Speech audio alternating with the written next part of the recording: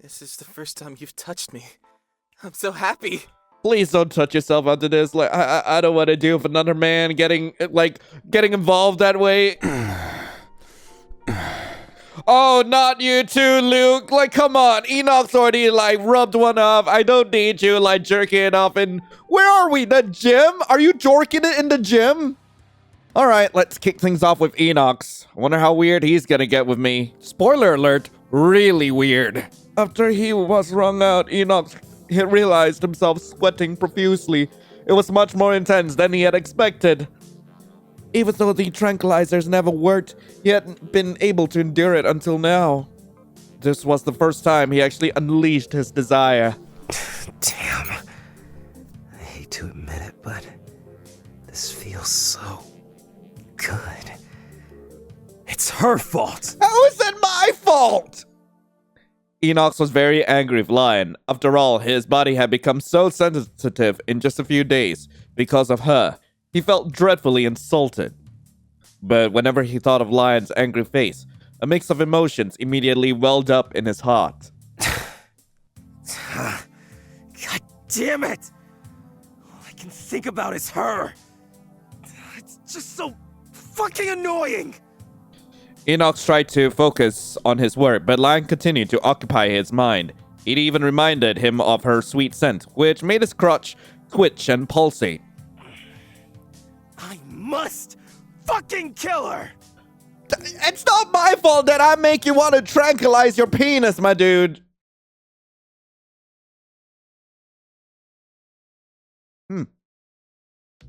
Hey. Whoa, what a surprise. Didn't expect you to call me. Cut the shit. I've got a problem. I'm all ears. So I'm asking for a friend. You've got a friend? Shut up. I'm still talking. I mean, what would you do if someone was mad at you? who's mad at you? It's my friend. I've told you it's not me. Anyways, let's say you've blamed someone, but later you find out she's innocent and she gets really angry with you. Just, what do you do? Oh, I see. Is it the chosen one? No, it doesn't matter who it is. Oh, so it's her. I'm gonna kill you. It's all because of you, asshole! I told you, I want nothing to do with her. Why did you even send her to me? Oh my. Oh my. What did you do to her? I've told you, you have to be nice. Damn you. Why should I be nice to her? I wanted to kill her from the start. It's just... shut the fuck up! My mind's filled with her angry face. You better give me some helpful advice.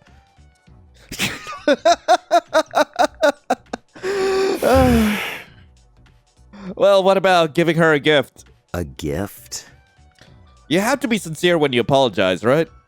After all, she's just doing her job, and you threaten her life. A verbal apology is not gonna be enough. But I don't know what she likes. What if she doesn't like the gift and it makes things worse? From what I've heard, she likes teddy bears. There's a brand with really cute ones. I'll send you the site. Teddy... Huh? I'm not gonna give out something so childish. It's not for you anyway. But I gotta go now. Just think about it. Hey, wait! I've never given anyone a gift in my life. And now I have to give her a teddy bear? Ridiculous. Enoch seethed with anger as he paced back and forth in his home. After a few hours, he reluctantly ordered the teddy bear. That said, he spent the whole afternoon choosing the colors and styles Lion might like. It was the first time he had been so dedicated to someone else without realizing it himself.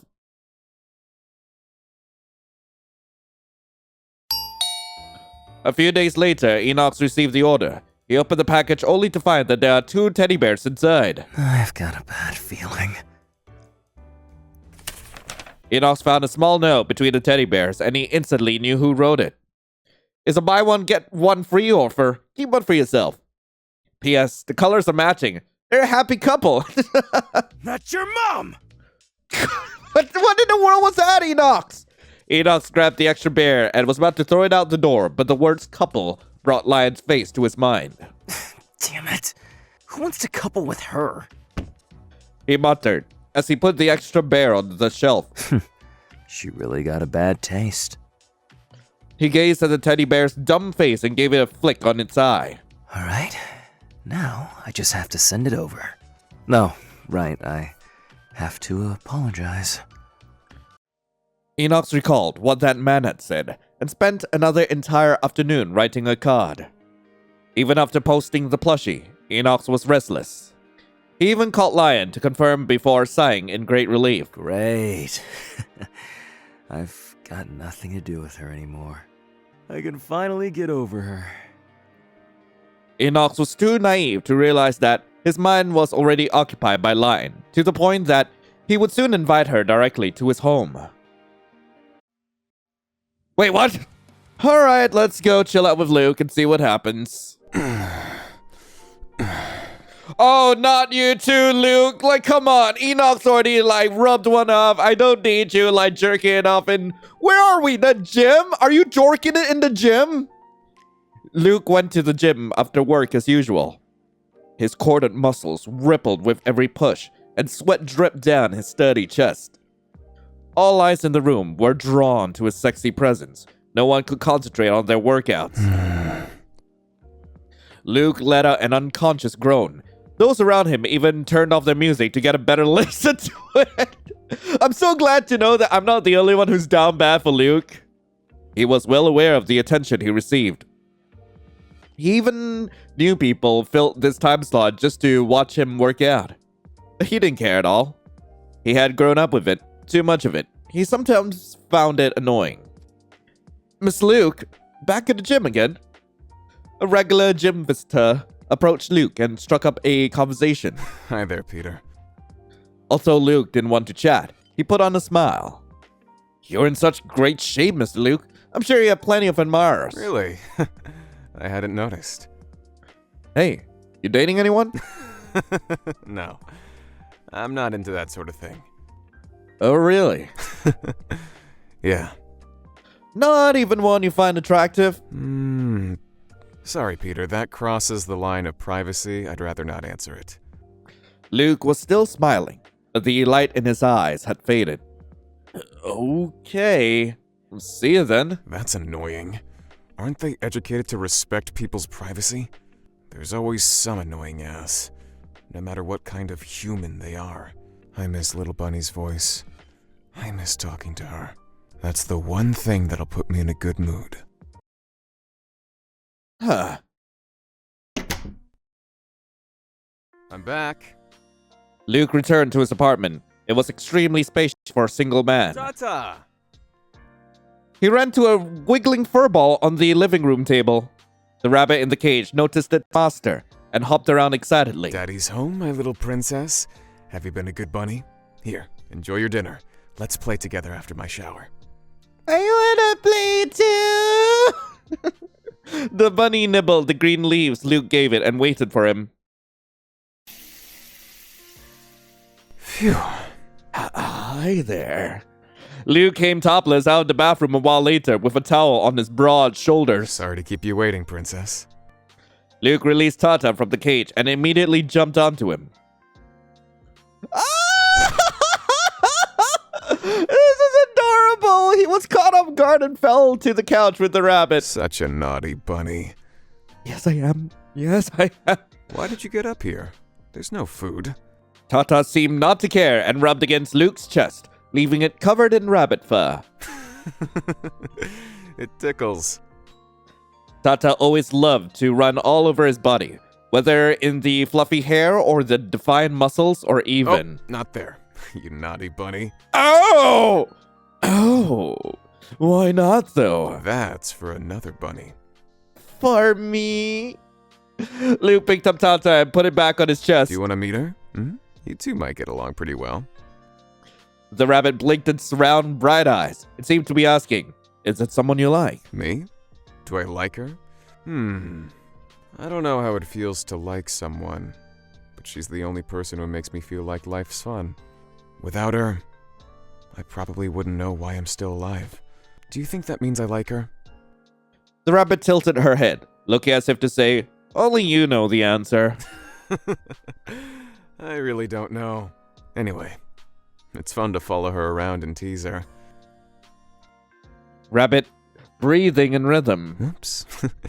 My princess is fast asleep. Luke gently put the rabbit back on its bed in the cage. Good night, Tata.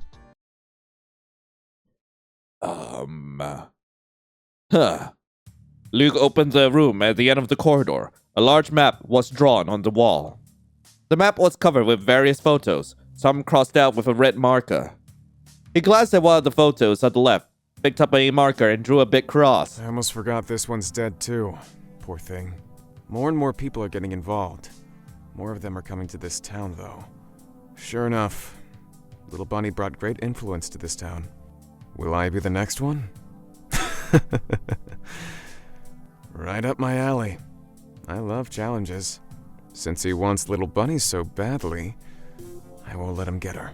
Does he think he's the one who truly understands her? Luke pressed the remote, and the wall with the map flipped over. The other side was also filled with photos. The same person was in all of them. Those were photos of Lion, taken from her high school days up until recently. I've been living all my life just for this day. Luke looked over at the photos on the wall with satisfaction. Some of them were taken just days before. Oh, I almost forgot about this. Luke took out a slip of paper from his wallet and taped it to the wall. It was a handwritten note given by Lion on the first day she came to Usodar town. Little Bunny, I don't know if it's love, but you're definitely what I want more than anything else. Luke stroked the photos on the wall. You promised to give me your heart. You probably don't remember, though. I'm looking forward to our coming days. I hope you won't disappoint me. I'm going to make you a bunny who can't live without me. Ayo. The sound of the phone interrupted Luke's thoughts. Hey, Mrs. Josie? Ah, okay. Yeah, sure. I'll come to have a look in a few days. By the way, can I bring an assistant? She's a detective. Oh. Damn, now I'm even more excited for the full release. God damn it. Alright, let's go check on Dane then. Alright. Dane opened his eyes and looked up at nothing but a white ceiling. It was a dream. Dane quickly sat up from the bed, his pants smeared with some viscous liquid. Oh, God. He never expected to have an erotic dream, and his lower body hardened again just by remembering it. It was unusual for him to fall asleep. He didn't really need to anymore. He was surprised that he could still have such vivid dreams. It must be because Lion has moved in. It seems I've underestimated her effect on me. Anyway, let's clean it up. While Dane cleared up his sheets and underwear, he couldn't help but dwell on the dream.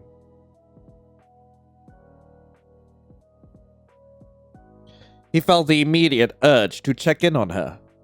Is she still sleeping? He slowly opened the door without making a sound. Lion was sleeping like an angel. Dane looked around the room with the furniture he had prepared for her.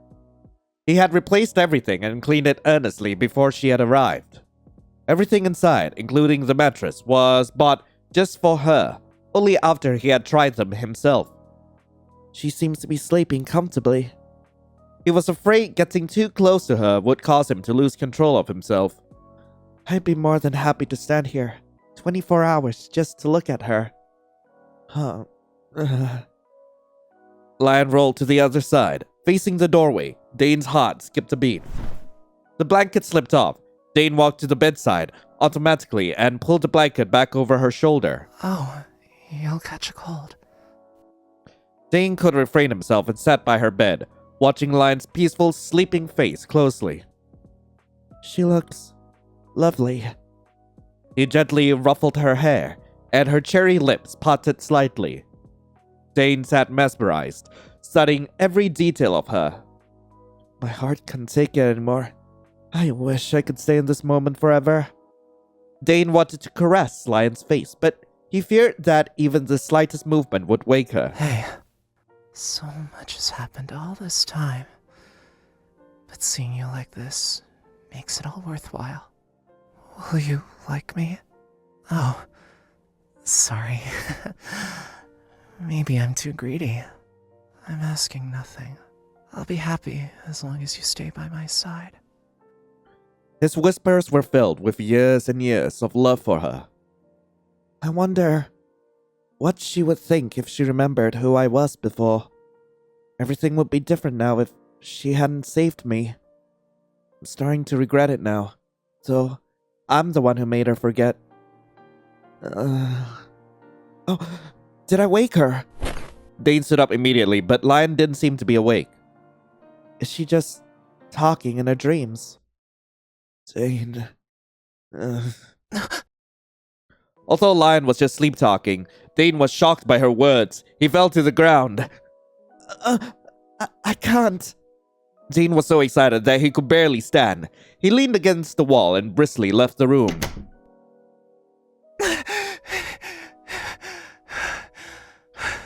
Chill out. Dude. It's no big deal. It's no big deal at all. It's too dangerous.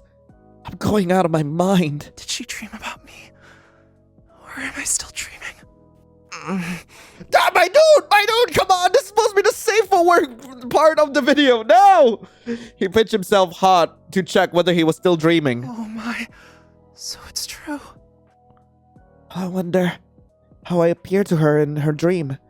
What were we doing? Could it be like the dream I had this morning? Just the thought of it aroused him again. Stop thinking about it, Dane. I need to go back to my room. It's going to explode. Dane locked himself in his room for a long time. Only when Lion woke up did he sneak back to this coffee shop.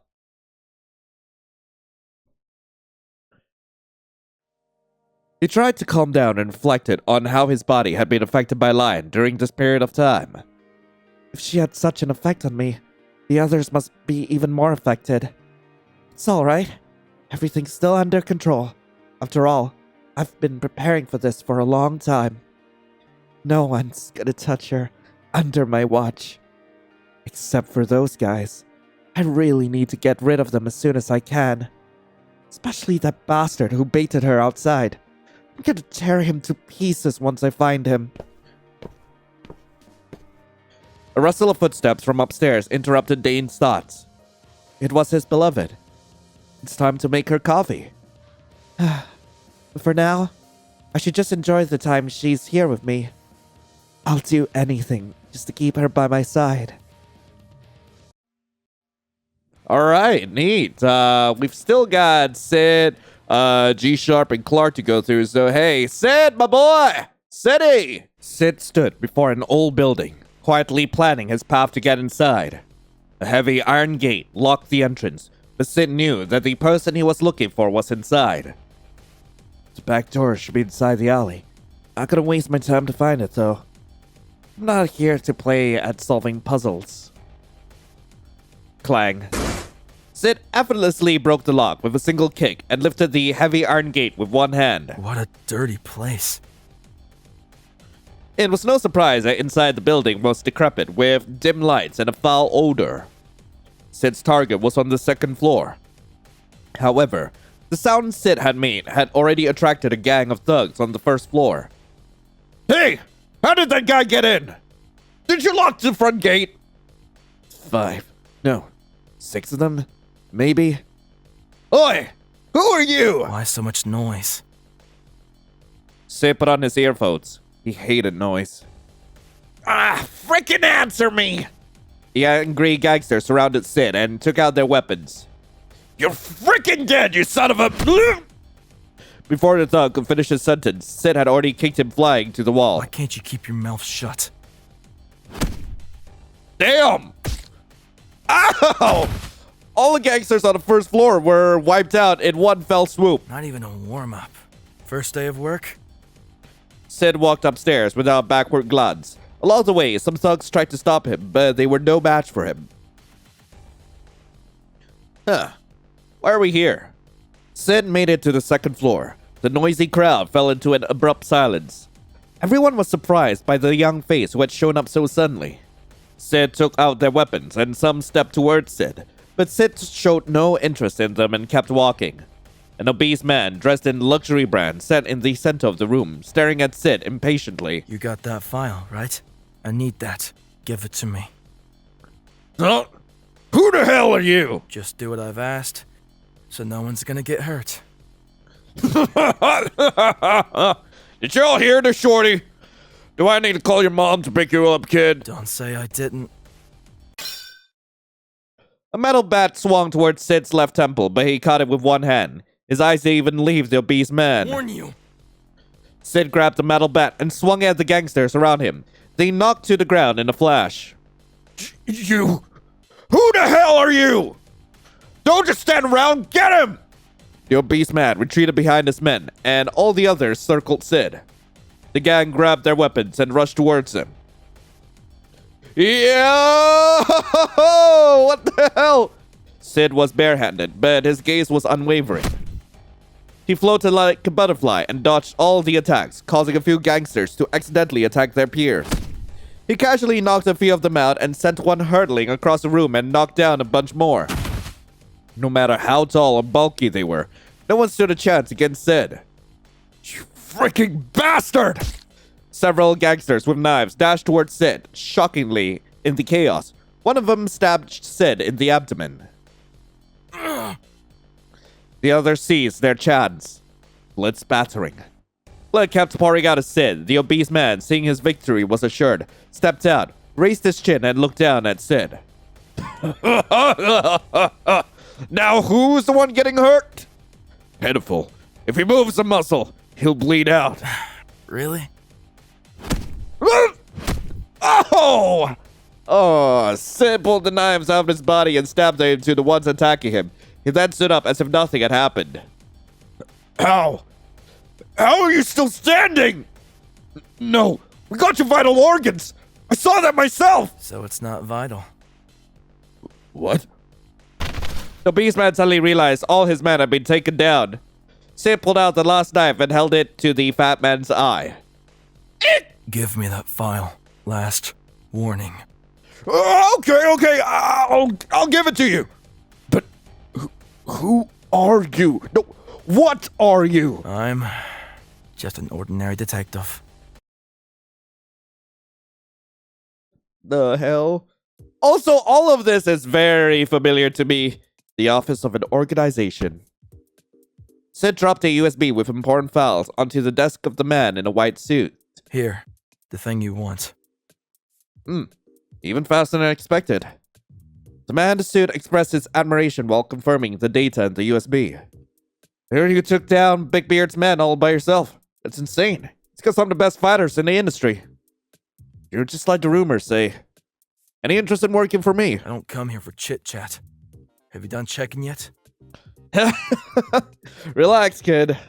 Well, thanks to you, I got exactly what I wanted. Now, tell me how to get to that fucking town. Before that, can I ask you something? What?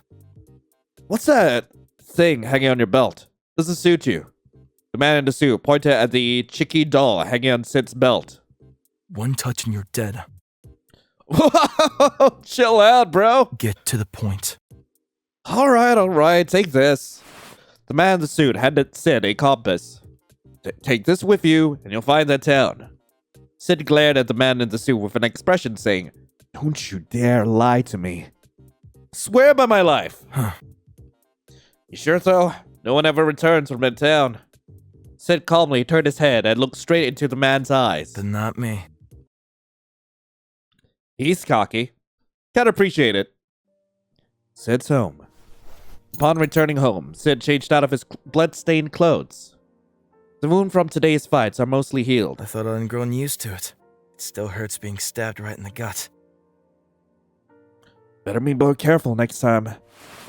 Sid carefully placed the chicky doll on the table, checking if there was any blood on it. Huh.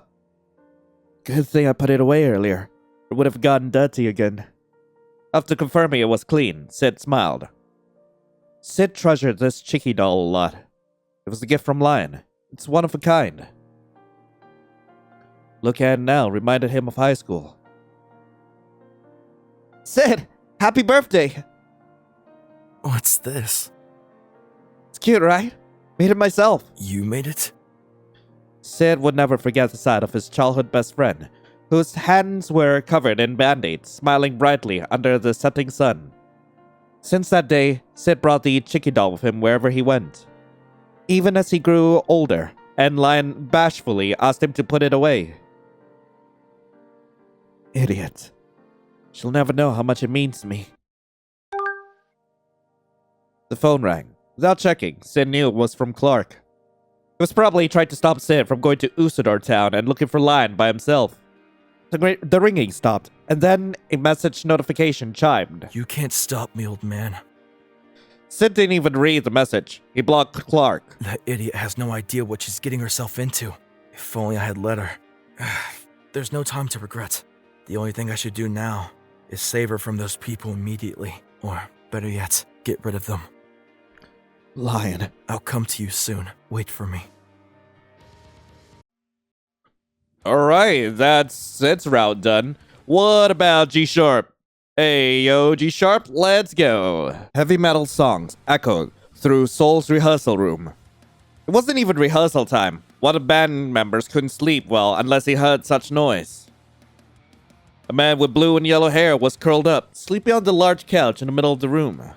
Beside him was his favorite guitar, with sheet music and lyrics scattered all over the floor. Hey, yo. Someone opened the rehearsal room's door, but the music drowned out the sound of the door. A red-haired man turned off the player. It seemed to be a regular occurrence. G Sharp! Are you spending the night in the studio again?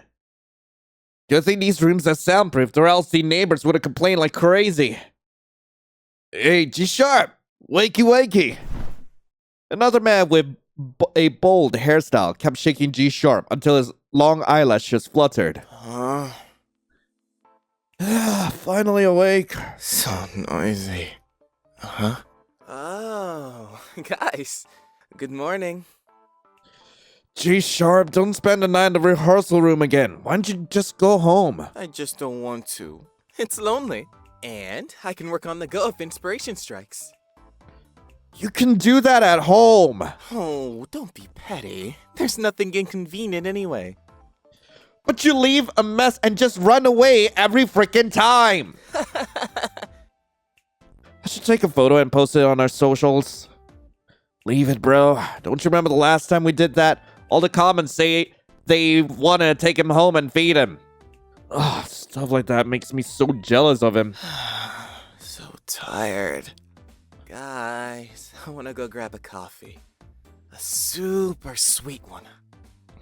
Fine. Yay! Let me have a quick wash. G Sharp bounced into the bathroom while the other band members waited for him in the lounge. G Sharp fell into deep thought as he washed his face. Home. I've got nowhere to go except here. I don't want to go back to that colorless place. G Sharp only showed his bright side to his friends. They never know the true reason why he didn't want to go home. There were many things he didn't tell them. He didn't want to. They wouldn't understand. Because he was different from them, by nature. G Sharp looked himself in the mirror. His usual smile was gone. You poor thing. You can't even remember your own name. So sick of life. A sudden bout of desperation hit him. Just as he was about to punch the mirror, someone came to G Sharp's mind. Hey, yo. Oh, wait. Right. G Sharp pinched his cheek. I almost forgot. I found my true love. That's right. My babe. G Sharp instantly felt much better with the thoughts of her. Not even music and art could make him feel this way. I'll get to see babe soon. Come on, G Sharp. Gotta pull yourself together. I need to dress up and look my best. Aw, he's heckin' sweet.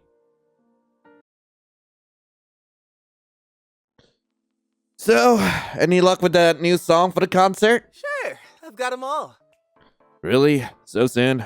Thought we'd have to wait until the last minute, like usual. G-Sharp, did you catch a flu or something? Yeah, I do. I've got the love flu. The love flu? As G-Sharp reached the coffee shop, someone instantly caught his eye. Oh my. Hey, yo, my dude! It's her.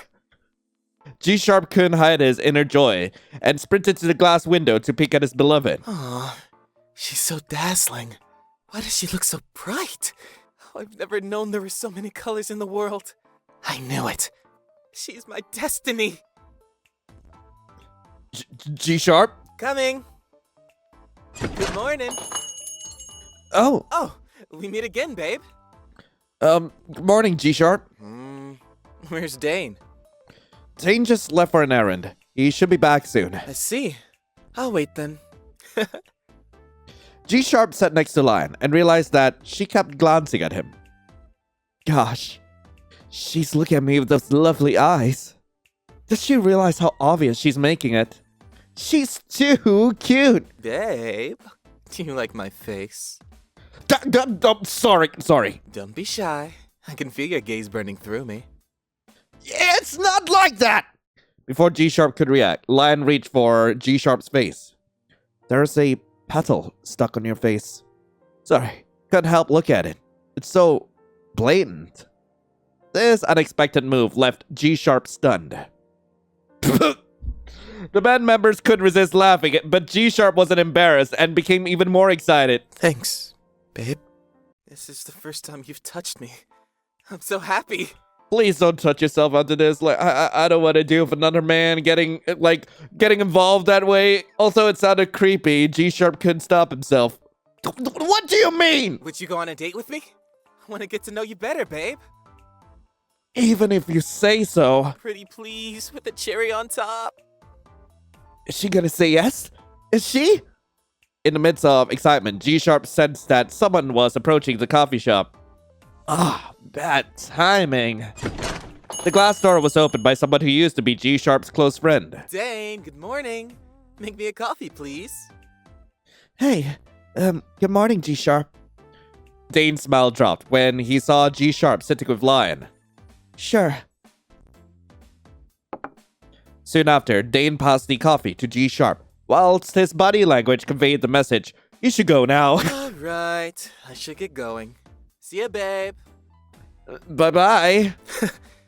It's okay. We'll be meeting a lot. See you next time, babe. Alright. After the rehearsal, G-Sharp stayed in the rehearsal room to write songs and draw. Petals. G-Sharp was still mesmerized by the moment Lion touched his face. He was even inspired to draw a few paintings. Should I take a picture and send it to babe? Will she like it? Yes, please! What? Damn. My head. It's killing me. Is it Dane? Or someone else? Fuck this body. G-Sharp turned on the speakers and played heavy metal music to ease the pain. I'd never get tired of Dane's upset face. It's really rare for him. Does he really think that everything will go as he planned? Sorry, Dane, but she's mine. Oh, come on! Not you too! G-Sharp knew the path ahead would be tough, but he decided to stand against Dane. He never thought he'd fall for someone, at least not someone also chosen by Dane. But since the moment he first saw her, G-Sharp couldn't take his eyes off of her. Because she was the only one who brought colors to his world. Oh, come on, please, boss, please tell me that you aren't down bad, too, please. Please, no, boss, please, no, boss, please. 13 years ago. Mr. Clark, any news from your side? Nope. Ask around the neighborhood again. Yes, sir. A short while ago, a 10-year-old child was abducted by an unknown person. A large group of police officers were searching the neighborhood. Detective Clark, aka the Man Dog, was also part of that operation. God damn it, this is loud. Damn, it's raining. Frickin' asshole kidnapped a kid in broad daylight. You weren't getting away under my watch. Mr. Clark, all the locals claim they didn't see anyone suspicious. It's strange. Huh?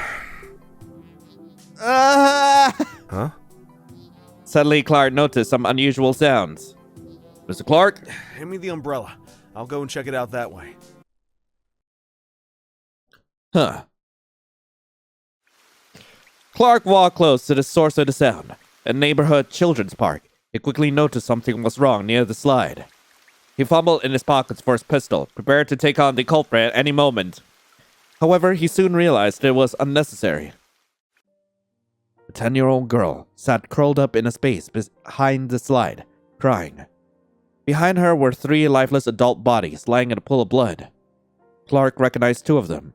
Their appearances matched the little girl's family members in the police files. The other one was an unknown male, crying loudly. It was pouring heavily, but the little girl's crying was clear and distinct to Clark. It's Clark. I'm at the park in the west. Backup required. And call for an ambulance. Clark crouched down beside the little girl and tried to communicate with her. But before he could say anything, the little girl spoke first. This man. She pointed to the corpse next to her parents. He took Mommy and Daddy's heart away. And you? Are you hurt? The little girl shook her head. Good. Can you walk on your own?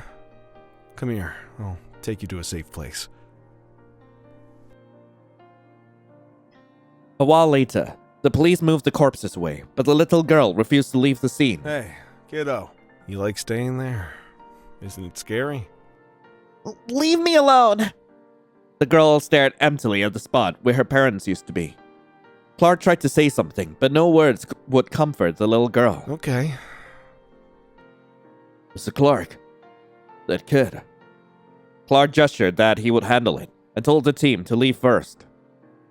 Clark sat by the playground equipment. His large frame looked awkward in a children's park. He held his umbrella over the little girl to keep the rain off of her. Clark didn't say anything. He sat quietly beside her, listening to the rain and the sound of her crying. After a while, the little girl finally spoke. Sir? Are you with police? Yes, I am. That man's dead. The man that killed Mommy and Daddy. What do you want to do then? I have to find out why he took my parents' hearts. Can you help me?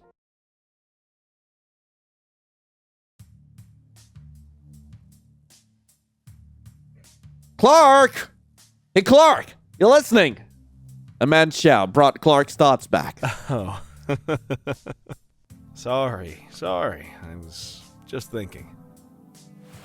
Clark pulled up his sleeping jacket and adjusted his posture. The man sitting opposite Clark looked menacing and was displeased to find that Clark was inattentive. Clark occasionally interacts with the criminal underworld, a habit from his days as a police detective he held onto even now as he worked privately. The cases he was in charge of weren't ordinary. Even Lion didn't know about them. The lad beat my men to a pulp. How will he make up for that? Well, don't you think your men are just too weak? What will others think if they know that you can't even take on Sid alone with all your men? You! Villain turned a blind eye this time. I heard that lad did all this just so he could get into that cursed town. Is he nuts? Well, I agree with you on this one. He's messing up my plans. Your plans? Ugh, whatever. He won't be coming back alive anyway. Who knows? He's not just an ordinary detective. Oh, right. Just like your boss's boy. I remember his boy was also in that town. How on earth did you? Who do you think I am? Although I'm not a cop anymore, I'm still the mad dog. I love this man. So don't try any tricks, eh? Ugh! Why did you send your little princess to Usodar town? That's no place for innocents like her. Why? To keep her alive. I've got no choice. But that doesn't mean I'll let anyone harm her. Not even your boss's precious little boy. If anyone tries to hurt my princess in any way, I'll tear them to shreds. Oh, non-human inclusive. Do you even know what you're saying? Of course I do. I have nothing to lose but her. No wonder why they call you the Mad Dog. So what's your next step? You're not just gonna leave her there, are you? Sure. It's going to be busy. So that was Heartcage Before the War. I really hope you guys enjoyed it. If you guys do want to play this for yourselves, link to the game will be in the description below. I did have to cut out a few parts. They will be available up on my Patreon. Like, y'all know the reason why I cut them. If you don't know, well, it's because they got a little too spicy for the channel. But hey, whatever. I enjoyed them. I think you'll enjoy them too. So hey, if you do want to support me on Patreon, link to that is in the comments below. But in the meantime, thank you all so much for watching. Hope you all have a lovely rest of the day. And as always, I'll be seeing you in the next video. This is Lion, signing off. Ciao.